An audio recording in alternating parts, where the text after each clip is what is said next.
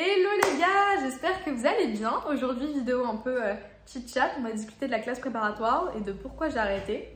Premier point de la vidéo, ça va être du coup mon parcours résumé pour que vous puissiez comprendre et vous situer peut-être par rapport à moi. Deuxième point, ça va être pourquoi vous ne devriez pas faire une classe préparatoire. Troisième point, ça va être pourquoi moi, personnellement, j'ai arrêté avec mes arguments qui ne sont pas les mêmes que les arguments de pourquoi vous ne devriez pas en faire une. Quatrième point, c'est pourquoi vous devriez faire une classe préparatoire parce qu'il n'y a pas que des mauvais points, il y a aussi des points positifs évidemment. Du coup, commençons. Pour ceux qui ne me connaissent pas, j'imagine tout le monde, je m'appelle Thalia, j'ai fait un baccalauréat du coup scientifique, spécialité mathématiques, physique, maths experte. Première année, l'aspect abandonné c'était sciences de l'ingénieur. Mon bac est un bac européen. J'ai eu 17, 10 en généralité au bac, donc mention très bien. J'ai été classée 5e mathématiques, 3e physique, dans les premières en français et anglais. Au bac de français, j'ai eu 18 à l'oral, 19 à l'écrit. J'ai fait des échanges en Finlande et tout, enfin j'avais un parcours extrascolaire plutôt très bien pour mon dossier, c'est-à-dire que je faisais des activités à l'extérieur, j'avais des choses à dire, etc. Parce que je sais que ça compte aussi dans l'aide de motivation, ce qu'on aime, qui on est. J'avais fait les Olympiades et tout, bref, tout le package. Voilà, pour vous situer. J'ai donc décidé, en venant d'un lycée de province marseillais, pas top, plutôt moyen, qui est Marseille Vert, si jamais ça vous intéresse, de faire une classe préparatoire, comme beaucoup de gens qui font des matières scientifiques, qui aiment ça et qui veulent devenir ingénieurs. Seulement, j'avais des très grosses prétentions, comme beaucoup de gens aussi j'imagine, et je ne voulais faire une classe préparatoire que dans un grand lycée parisien. Je n'ai donc mis que ça sur Parcoursup, pour vous donner un peu un ordre d'idée de ce que j'ai eu sur Parcoursup ou non, il y a 2 ans, mais j'en suis très bien. J'ai été très mal classée pour tout ce qui était Dauphine, donc je n'ai évidemment jamais eu Dauphine, j'étais genre 3 millième dans le classement. Je n'avais pas mis l'INSA, les INSA, parce qu'il fallait payer. Je voulais pas aller en post-bac, donc les INSA, je ne sais pas si j'aurais été prise ou non, donc je peux pas vous aider. J'avais pas mis l'UTC non plus, j'avais mis aucune école d'ingénieur post-bac. J'avais mis que des PCSI et des MPSI, avec Henri IV, Stanislas, Hoche. Ensuite, j'avais mis Saint-Louis, Charlemagne, Janson de Sailly, Condorcet, Chaptal, Fénelon-Sainte-Marie, Fénelon, et je sais pas si on a 10, mais après d'autres en dessous, en MPSI et en PCSI, et en PCSI aussi, que à Paris du coup. J'ai donc été acceptée à Fénelon directement, à Fénelon-Sainte-Marie directement, à Chaptal, Condorcet directement, et j'ai à je crois que c'était Michelet aussi, Michelet à Vanves, je crois. J'avais été prise en MPSI aussi directement. J'ai été refusée, vous l'imaginez bien, à Henri IV, à Hoche, à Stanislas, et j'étais en liste d'attente, et à Saint-Louis j'étais refusée, j'étais en liste d'attente Charlemagne et Janson de Sailly, mais des listes d'attente pareil infinissables. À Charlemagne j'étais genre 1500e, pareil à Saint-Louis, enfin c'était pas, ça allait pas le faire quoi. J'ai donc décidé d'aller à Fénelon, Paris, du coup dans le 6e, juste à côté de Saint-Louis, vers l'Odéon, pour ceux qui veulent savoir, et non pas Fénelon-Sainte-Marie, c'est très différent. Fénelon-Sainte-Marie c'est privé, Fénelon c'est public, et Fénelon c'est mieux classé que Fénelon-Sainte-Marie. C'est à peu près 6/7e de France, voilà, c'est très bien, c'est une très bonne prépa franchement. Si vous regardez les statistiques, c'est très bien. Voilà, donc j'ai fait ma première année là-bas, je vais pas vous expliquer comment ça s'est passé, je réserve ça pour la 3e partie. J'ai fini mon année, j'ai validé mon année, j'ai eu mes crédits. J'allais partir pour la 2e année, pas à Fénelon, je vous expliquerai pourquoi encore une fois. Pendant l'été, alors que j'étais en train de lire mes livres pour la 2e année du coup de PC pour passer les concours, j'ai décidé d'abandonner, j'ai fait un mental breakdown, je me suis complètement réorientée, j'ai refait Parcoursup et je suis maintenant dans un bachelor d'ingénierie digitale et management en 4 ans avec 2 écoles, une école d'ingénieur qui est l'UTC et une école de commerce qui est l'EDEC. Je vous parlerai plus de mon parcours si ça vous intéresse dans une autre vidéo. Là, c'est pas le sujet. Mais bon, maintenant je fais ça. J'ai fini ma première année, du coup j'ai 20 ans. Donc la prépa c'était l'année dernière. Je suis très heureuse et je resterai là. On va maintenant du coup passer à notre 2e partie qui vous intéresse sûrement. Pourquoi vous ne devriez pas faire une prépa selon mes arguments et selon les arguments à mon avis de beaucoup de gens qui ont fait une prépa, qui ont un peu la même expérience que moi. Si vous vous dites que vous allez avoir les meilleures écoles de France, c'est-à-dire Polytechnique, les centrales, et encore il y en a qui centrales Supélec Paris, mais les centrales en général même c'est compliqué, les grandes mines, donc Super Héros, etc.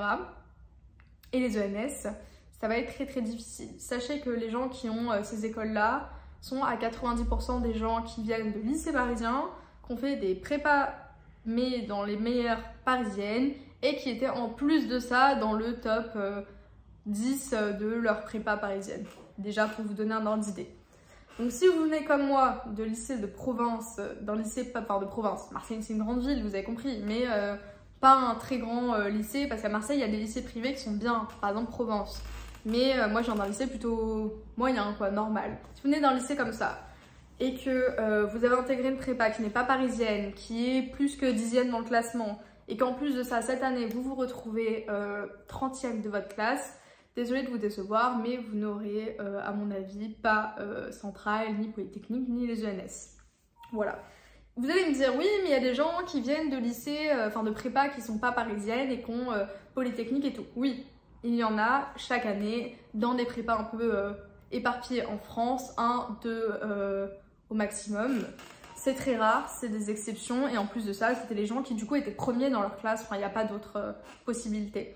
Il faut savoir que en prépa, quand on parle de classement et tout, c'est un peu cru, mais en fait c'est parce que c'est extrêmement juste. C'est-à-dire que moi, les résultats que j'avais en première année à Fénelon dans ma du coup PCSI, je regardais celle qui était en PC, donc celle qui était au-dessus de moi, qui allait passer les concours, ce qu'elle avait eu en première année. Elle avait à peu près mon niveau. Selon ce qu'elle avait eu au concours, je savais à peu près moi ce que j'allais avoir au concours. Et c'est pas faux, c'est pas parce qu'elle a eu ça que moi peut-être que j'aurai plus, moi peut-être que j'aurai moins. Non, c'est en prépa, vraiment, c'est très très linéaire. Les classements sont extrêmement justes et il y a énormément de chances que vous ayez au concours la même chose que la personne de l'année précédente qui avait à peu près le même classement que vous. C'est vraiment très très bien fait. C'est quelque chose de très linéaire, etc. Et d'ailleurs, les prépas sur Parcoursup, au niveau des algorithmes, quand ils vous sélectionnent ou non, si vous refusez dans des très bonnes prépas parisiennes, c'est pas pour vous faire chier, c'est vraiment pour votre bien à la limite, c'est que ça n'aurait jamais pu être possible. Il y a très peu de très très bons élèves qui sont injustement placés dans de mauvaises prépas et qui surperforment dans leurs mauvaises prépas et qui surperforment en concours. Ça arrive rarement. En général, moi, quand j'étais mise à Fénelon, je suis d'accord, Fénelon correspondait assez bien au niveau que j'avais. Et encore, je trouve qu'ils m'ont un peu surestimé. J'aurais peut-être dû avoir moins que Fénelon, quoi. Donc, si vous n'êtes pas pris sur des prépas sur Parcoursup, c'est normal, c'est bien pour vous. Dites-vous qu'il y a des gens qui sont pris à Louis-le-Grand, qui finissent dans les derniers des Louis-le-Grand et qui s'en vont de Louis-le-Grand et qui s'en vont de la prépa. Tout ça parce qu'ils ont été dégoûtés par Louis-le-Grand, parce que le niveau était trop dur, la pression était trop importante. Et donc, le meilleur conseil étant qu'il vaut mieux être meilleur dans une prépa moins bonne que d'être moins bon dans une meilleure prépa. C'est vraiment, les gars, s'il y a une chose que vous devriez retenir de cette vidéo, c'est ça. Donc si vous hésitez à accepter des choses sur Parcoursup, je vous conseille très très fortement d'accepter une moins bonne prépa. Et il faut savoir qu'en deuxième année, si vous excellez dans votre prépa, vous pouvez toujours faire un changement et aller dans une meilleure prépa l'année suivante. Vous pouvez demander, surtout dans Paris même, il y a tout le temps des échanges d'élèves entre la première et la deuxième année, même entre la troisième année, pour ceux qui cubent, ça arrive. Donc, vaut mieux vraiment surperformer dans une mauvaise prépa, et ça c'est en termes de confiance en soi, plutôt que d'être très très mauvais dans une meilleure prépa. Voilà, premier point.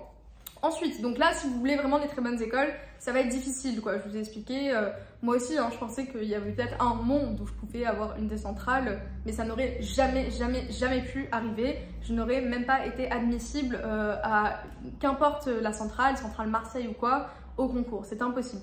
J'aurais pas été admissible en centrale, j'aurais pas été admissible aux grandes mines, j'aurais pas été admissible au concours XENS, comme énormément de monde, comme la majorité des gens, malheureusement. Donc voilà. Alors que je pensais que j'étais meilleure. Ensuite, si vous vous dites que vous êtes un élève qui ne fout rien, qui a des très bonnes notes au lycée et du coup il va d'être ça en prépa, c'est le cas de tout le monde, c'était mon cas, voilà, je ne faisais rien, c'était le cas de tous mes amis quand je suis arrivée en prépa, personne ne faisait rien, on est tous arrivés en prépa et il y en a très peu qui savaient déjà travailler, sinon tout le monde a appris à travailler en même temps, on a commencé à faire nos devoirs, à préparer nos oraux, etc. Et c'est que des excellents élèves, très intelligents. Et si en plus de ça, vous êtes quelqu'un qui pense ne jamais pouvoir se mettre réellement au travail, ça va être très compliqué. C'était mon cas d'ailleurs. Au lycée, je ne faisais rien. Je suis arrivée en prépa, ça a été très dur pour moi de me mettre à travailler. Je pense que j'ai mis 3-4 mois à commencer à réellement travailler. Et quand je vous parle de travail, c'est-à-dire de faire du 8h, 17h, on est en prépa. Donc on travaille, 17h on finit les cours, 17h, 22h avec 30 minutes pour manger, on travaille. Et c'est pas une blague, hein. Je fais pas la meuf qui veut faire peur aux gens un peu plus jeunes de la classe préparatoire. C'est la réalité. Si vous voulez avoir et réussir un minimum, c'est ce qu'il faut faire. C'est le strict minimum, réellement. Bon, on peut pas faire plus dans une journée, mais c'est ce qu'il faut faire. C'est comme ça, tout le monde doit faire ça. Et d'ailleurs, tout le monde fait ça. Donc si vous pensez que vous ne serez jamais capable d'atteindre ce rythme de travail et que vous ne voulez pas atteindre ce rythme de travail, je ne vous conseille pas de faire une prépa. Voilà, tout le monde le dit, tout le monde le répète. Malheureusement, il y a encore des gens qui pensent, moi je pensais d'ailleurs, que c'était faux, que c'était un préjugé, que c'était une idée reçue. Ce n'est pas du tout une idée reçue. En prépa, on s'attend à peu près à 72 heures de travail par semaine, entre 72 et 80 heures. C'est ce qui est nécessaire pour vraiment intégrer toutes les connaissances qu'on a en prépa. Voilà. Ensuite, si vous faites une prépa parce que vos parents vous le recommandent, parce que c'est l'élitisme français, blablabla, qu'eux ils ont fait une prépa, vous voulez en faire une, votre vie c'est votre vie, vous en faites ce que vous voulez, surtout que maintenant vous rentrez dans les études supérieures, je vous déconseille très fortement d'écouter vos parents. Si au fond de vous, vous savez qu'une prépa ne correspond pas à vos attentes, si vous ne voulez pas forcément intégrer une école d'ingénieur, vous n'êtes même pas sûr de vouloir faire ingénieur, vous allez juste en prépa pour faire plaisir à vos parents, ça ne sert à rien. Vous allez finir en mental breakdown une chance sur deux, vous allez arrêter une chance sur deux et vous allez vous retrouver en plein milieu de l'année à ne pas savoir quoi faire, à être perdu, à avoir perdu toute votre confiance en vous. Tout ça parce que vos parents vous auront forcé à faire une prépa, c'est complètement débile. Voilà, n'y allez pas si c'est pas ce que vous voulez réellement. Très important. Si vous ne voulez pas faire une prépa, ne la faites pas parce que ça veut dire que vous ne réussirez pas la prépa si vous ne le voulez pas à 100% la faire en premier lieu. Ensuite, dernier point très important de pourquoi vous ne devriez pas faire une prépa. Donc, pour résumer, si c'est pour intégrer les meilleures écoles de France, ça ne sert à rien. Tout le monde est déçu au concours, pratiquement. Il y en a très peu qui ont réellement ce qu'ils veulent au concours. Même les meilleurs. Pour vous dire, mon meilleur ami était presque cinquième de sa classe à Fénelon en étoilé. Fénelon, c'est très bien en étoilé. Enfin, il y en a plein qui intègrent Enfin, non, pas plein. Il y en a plein qui sont admissibles aux grandes mines. Il y en a qui intègrent Polytechnique et les ENS tous les ans. Il n'a même pas été admise au Central, ni Paris, ni Nyon, ni Lille, ni Nantes. Voilà, alors que c'était vraiment le 5e meilleur de classe. Donc, si c'est pour les grandes écoles, vous pouvez abandonner. C'est presque sûr que vous allez être déçu et vous allez devoir baisser vos exigences dans tous les cas. Si c'est pour vos parents ou l'élitisme, vous abandonnez. Si c'est parce que vous pensez que vous allez vous mettre au travail un jour, que vous faisiez rien au lycée, mais que vous allez d'être ça et tout, c'est compliqué. Si vous savez que vous n'allez pas pouvoir atteindre ce rythme de travail-là, que vous ne voulez pas l'atteindre, je ne vous conseille pas d'en faire une non plus. Et enfin, si c'est parce que vous pensez que la prépa est un bon prolongement de lycée, c'est un argument qu'on entend assez souvent. Oui, mais la prépa c'est chill, parce qu'on est encore au lycée, il y a des lycéens, on a la cantine, on est avec des professeurs, on a un emploi du temps, on est suivi. Il y a un vrai suivi, c'est pas le bordel, c'est pas comme à la fac. Je ne vous conseille pas de faire une prépa parce que 6 mois d'accompagnement post-lycée c'est sympa, mais après quand vous voyez tous vos amis, que ce soit à Dauphine, dans les facs, dans les écoles d'ingé, dans les écoles de commerce, encore pire, qu'importe là où ils sont, en dehors de la prépa, ils auront forcément une vie étudiante, ils auront forcément presque à tous les coups une vie associative, des Erasmus déjà qui commencent en 2e année. Quand vous allez travailler non-stop pendant 2 ans, sans vie associative, sans vie étudiante, sans rien, je peux vous dire que vous n'allez pas kiffer la prépa prolongement du lycée. C'est pas un argument qui se tient. Si vous avez peur de la vie universitaire, c'est normal, tout le monde a peur, c'est un peu le gros saut de quand on arrête le lycée. Mais l'humain s'adapte très vite, je suis persuadée que vous allez arriver à surmonter cette épreuve. Les 3 premières semaines, ça risque d'être compliqué. La fac, on est perdu, on comprend rien, on est tout seul et tout. Ça se trouve, on a quitté le foyer de ses parents. Je suis d'accord, c'est hyper dur à vivre, mais on s'adapte. Alors que la prépa, tu signes pendant 1 an, à environ 2 ans, presque tout le temps. Et là, par contre, tu dis adieu à tout le reste et c'était 100% comme au lycée, quoi. Ça peut paraître chiant. Quand tu sors à 20 ans, presque 21 ans, si t'es en début d'année comme moi, c'est chiant, quoi. C'est vraiment chiant. Donc voilà, ça c'était des arguments de pourquoi vous ne devriez pas faire une prépa. Les arguments de pourquoi moi j'ai arrêté. Alors, j'ai arrêté déjà parce qu'il faut savoir que Fénelon, en particulier, ce n'est pas écrit sur Parcoursup, pour ceux que ça intéresse, hein. Écoutez bien, si jamais il y en a là-dedans là, qui vont à Fénelon, écoutez ce que je vais vous dire, c'est très très important. C'est pas écrit sur Parcoursup, mais à Fénelon, en première année, il y a une classe de PCSI. Donc 40 élèves qui font une PCSI. Je parle pas des MPSI, je parle que des PCSI. En deuxième année, il y a une PC étoile. Il faut savoir que les classes étoiles, si vous ne savez pas ce que c'est en prépa, en principe, en première année, tout le monde est mélangé.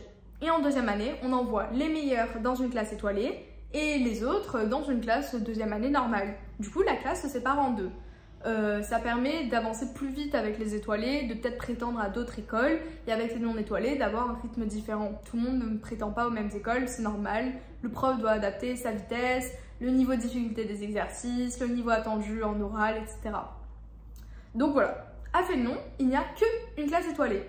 Donc en première année, soit tu as le niveau d'aller en étoile, c'est-à-dire de faire partie du top 15% de ta classe. Donc en gros, tu es dans les 20 premiers sur... Non, en vrai, ils sont gentils. À Fénelon, ils en prennent la moitié sur la moitié. Donc soit tu es dans la 50 première moitié, tu vas en deuxième année en étoile, soit tu te fais exclure de Fénelon. Donc ils t'abandonnent pas dans la nature, hein. Après, tu as un truc où tu es réorienté dans un autre lycée parisien, mais ça se trouve, tu as signé pour Fénelon et tu vas te retrouver à Condorcet ou à Chaptal à Paris en deuxième année. C'est moins cool. Et il faut aussi savoir qu'en prépa, il y a des gens qui sont exclus de la prépa. Donc si tu fais de l'absentéisme, si tu abandonnes au milieu d'année ou si tu as vraiment des résultats catastrophiques, moi j'ai vraiment travaillé. Je ne suis pas passée en étoile à Fénelon, mais j'étais quand même dans les dernières. Mais j'étais quand même pas au niveau résultat catastrophique, tu passes pas du tout. Non, ça va. Mais il y en a qui ne sont pas passés dans ma prépa, je crois qu'il y en a 2 qui ne sont carrément pas passés en prépa, c'est-à-dire que la prépa c'est pas fait pour toi, tu n'as pas le niveau requis. Ça arrive aussi, il faut le savoir. Donc voilà, donc ça c'était le petit point sur Fénelon. Moi, pourquoi j'ai arrêté? Du coup, j'ai arrêté parce que la première année s'est plutôt bien passée. C'était chill, parce que je travaillais pas grand chose, donc de septembre à janvier, j'ai pas trop travaillé. Et de janvier à juin, j'ai charbonné parce que je m'étais dit oh non, le deuxième semestre, il faut absolument que je passe en étoile, donc je vais tout donner pour passer en étoile, etc. J'ai pas réussi malgré tous mes efforts. Il faut travailler dès le début d'année parce qu'après, même si de janvier à juin, j'ai beaucoup progressé, vraiment, j'étais très fière de moi. Ça n'a malheureusement pas suffi à rattraper toute la glandouille de septembre à janvier. Donc vraiment, il faut bosser dès le début, ça faut le savoir, tout le monde le sait, tout le monde le dit. Personne ne le fait sincèrement, sauf les meilleurs, sauf qui réussissent. Donc moi, il s'est passé ça, donc j'ai pas été prise en étoile, ça m'a mis un premier coup. On m'a dit que je devais aller à Charlemagne, donc j'ai été prise à Charlemagne pour la deuxième année. Charlemagne, c'était pas mal, enfin, je suis contente quand même d'aller à Charlemagne. À Paris, j'ai pas craché du tout sur Charlemagne. Mais c'est-à-dire que là, ça faisait 1 an que j'avais du coup pas forcément de vie sociale, à part avec les gens de la prépa. J'avais pas le temps de faire tout ce qui me plaisait en dehors de la prépa. Moi, je suis pas quelqu'un qui est folle de maths et de physique, quoi. Ma personnalité ne se résume pas que aux maths, physique et informatique. J'aimais bien la mode, j'aimais bien les voyages, j'aimais bien sortir, j'aimais bien les restaurants, etc. La peinture, enfin tous les arts, quoi. Je suis quelqu'un de très vivant. Et ça a été très compliqué pour moi, comme ça, déjà pendant 8 mois, de mettre toute cette partie de moi au cachot pour uniquement me focus sur la partie Thalia très forte à l'école, quoi. Donc, alors oui, je suis forte à l'école comme beaucoup de gens, mais je dirais pas que c'est mon premier trait de personnalité principal. Et du coup, tous ces arguments m'ont fait arrêter la prépa. J'avais pas le temps de faire autre chose qui me plaisait. Et aussi le fait que je savais que j'allais pas aller dans les meilleures écoles de France. Donc à quoi bon faire une prépa dans laquelle je ne m'épanouis pas, dans laquelle je perds toute confiance en moi parce que je suis dans les dernières du classement, dans laquelle des profs passent leur journée à me dire que t'es nul en gros concrètement, et que tu sais que les écoles d'ingé, parce que quand tu fais une prépa et que tu vas au bout de tes deuxième année, t'es sûr d'avoir une école. Ah oui, ça par contre c'est sûr, tu finiras ingénieur. Par contre, tu vas sûrement finir, si t'es pas très bon comme moi, j'aurais sûrement pu finir dans une école d'ingé un peu perdue, genre à Mulhouse ou dans des plus petites villes, c'est-à-dire Rennes, Nantes, etc. Et moi, ça me plaisait pas, j'étais même pas sûre de vouloir être à 100%, être purement ingénieur. Dès le début, je savais que j'allais faire un double diplôme à un moment donné pour faire un peu de commerce. Donc vraiment finir à Rennes ou Mulhouse pendant 3 ans, dans une école moyenne, alors que ça fait 2 ans que je fais pas de vie étudiante, pas de vie associative, que je vois pas mes amis, que j'ai mis en sommeil toute la partie de moi qui était plutôt vivante et qui aimait faire autre chose, bah au final c'était pas possible. Et l'été que j'ai passé post-prépa, du coup, entre la première et la deuxième année, j'ai tellement revécu, j'ai tellement recommencé à respirer que après, pour moi, ça m'a semblé impossible de me remettre dedans, quoi. Un peu inimaginable. Une fois que j'ai vécu ces 2 mois avec mes amis à sortir, à m'amuser, c'était inenvisageable pour moi de me réenfermer, surtout pour les concours. En plus, la deuxième année, elle est hardcore, elle est 100 fois pire que la première année. Donc voilà, ce sont les raisons de pourquoi j'ai arrêté. J'avais aussi peur de perdre mon temps. Je m'étais dit que j'allais finir la prépa à 21 ans, enfin 20 ans et demi en gros. Que ça faisait tard pour commencer à apprécier la vie, la vingtaine c'est court. Et en fait ça me faisait chier de commencer de continuer ma vie quoi. Après le lycée qui était super cool, de là, pendant 2 ans tu mets un stop et tu vis moins. Ok, il y a des gens qui disent c'est un investissement et tout, je suis d'accord, ça peut être une sorte d'investissement. Mais pour moi, c'est un investissement surtout si tu intègres une très très bonne école, ou si tu as toujours rêvé d'être ingénieur, ou si tu as envie de faire une petite expérience de toi-même, blablabla. Mais dans mon cas, c'était pas forcément un investissement très rentable, donc j'ai préféré y mettre fin. Voilà les raisons de pourquoi j'ai arrêté la prépa. Et enfin, pourquoi selon moi vous devrez faire une prépa. Vous devrez faire une prépa si vous voulez absolument repousser vos limites. Si comme moi, vous n'aviez pas ou jamais trop travaillé, vous voulez savoir ce que c'est d'être à son maximum intellectuellement. Parce que oui, pendant le prépa, on est à son prime intellectuellement. La mémoire, elle marche au taquet. On te dit un truc, tu ne l'oublies plus jamais. Tu travailles comme tu ne vas sûrement jamais travailler dans ta vie. Tu vas construire des liens extrêmement forts avec les gens que tu côtoies dans ta classe. Parce que travailler autant, vous savez, c'est un peu comme dans Poudlard, Harry Potter, genre Severus Rogue, il crie dessus, il dit que t'es nul, et t'es avec ton ami, et bah du coup ça crée des liens parce que vous êtes tous les deux dans la merde, vous êtes tous les deux à travailler jour et nuit, et à côté de ça il y a des profs qui vous dévalorisent. Ça peut paraître un peu malsain la façon dont j'introduis ça, mais ça crée vraiment des liens forts en mode on est tous les deux, on est nous deux contre lui, en gros contre le prof méchant, et on va s'en sortir quoi. Du coup oui, c'est vrai que les liens post-prépa sont hyper intéressants. Moi, mes amis que je me suis fait en prépa, c'est à l'heure actuelle encore mes meilleurs amis, plus que tous les amis que j'ai, plus que presque tous mes autres amis, je les adore. Donc oui, c'est très bien pour les amis, c'est très bien pour repousser ses limites, c'est très bien pour se connaître soi-même, savoir comment on réagit à la pression, comment on réagit à la critique, comment on réagit au manque de confiance en soi. Qu'est-ce que ça fait d'avoir été toujours premier, d'avoir été toujours été le meilleur dans sa classe, l'élève super fort en maths au lycée, et d'un coup se retrouver dernier. Ça fait quoi d'être à la place du mauvais élève? Intellectuellement, c'est très intéressant. Enfin, ça met un coup dans son ego, mais c'est très bien pour la modestie. Tu ressors de ça, tu sais que tu vaux quelque chose, mais voilà, faut quand même... faut doser quoi, c'est pas parce que t'étais très fort au lycée que t'es forcément le meilleur de tous les gens que tu vas rencontrer plus tard quoi. Tu seras pas toujours le bon élève, t'auras pas toujours la place du bon élève, et là en prépa tu t'en rends vite compte. Tu as très souvent la place, enfin dans mon cas, si vous êtes dans une très bonne prépa, la place du très mauvais élève, et ça fait bizarre d'être l'élève à qui on explique tout, l'élève à qui on doit ralentir, enfin pour qui on doit ralentir. C'est quelque chose d'intéressant psychologiquement. Mais il faut faire quand même attention, il faut faire attention au point, repousser ses limites c'est bien, mais petit spoiler alert, moi il y en a beaucoup en prépa qui s'ils n'avaient pas fait de prépa, ils seraient sûrement encore étudiants dans le système scolaire actuellement, mais parce qu'ils ont fait une prépa, parce que ça a été très dur pour eux, ils ont arrêté les études. Moi là dans ma classe de Fénelon, il y en a 2-3 je crois qui ont complètement arrêté les études, qui maintenant font que sortir, qui après la première année de Fénelon ont fait autre chose mais ils ont encore abandonné. Parce qu'après, ils étaient dans un schéma psychologique où ils se disaient qu'ils y arriveraient peut-être à rien. Peut-être que ça les a trop détruits psychologiquement, ça a peut-être trop détruit leur confiance en eux. Ça dépend de vous aussi. Ça dépend d'à quel point, quelle est votre résistance à la critique.